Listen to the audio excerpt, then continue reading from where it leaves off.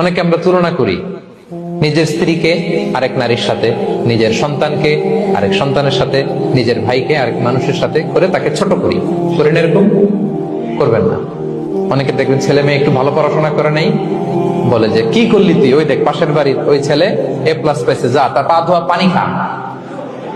Common কথা, ওর কি খা? পা ধোয়া পানি খা। এটার একটা ভালো ব্র্যান্ডিং করা যেতে পারে, মানে A+ পাওয়া ছেলেদের পা ধোয়া পানি, এরকম মিনারেল ওয়াটারের বোতলের মতো বিক্রি করলে ভালো ব্যবসা হবে, কি বলেন?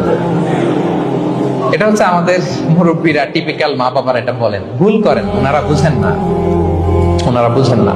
কখনো কম্পেয়ার করবেন, এটা করে আপনার ছেলের মনোবল আপনি আগেই ভেঙে দিচ্ছেন, ঠিক কিনা? আপনি দায়ী আপনার ছেলে কিছু না পারার কারণে। আপনি সাহস দেন নিজে, পাশে থাকেন নিজে। A+ যারা পাইছে পা ধোয়া পানি খেতে বলছেন যে, এই জন্য ওকে, ওই ছেলেকে আল্লাহ A+ পাওয়ার জন্য বানাইছে, আল্লাহ ওকে ওই মেধা দিচ্ছে, কিন্তু আপনার ছেলেরা আবার আল্লাহ তাআলা অন্যদিকে মেধা বাড়াইছে। সে ওইটা পারবে, ওইটা ওই A+ ওয়ালা জীবনও পারবে না, ঠিক কিনা বলেন?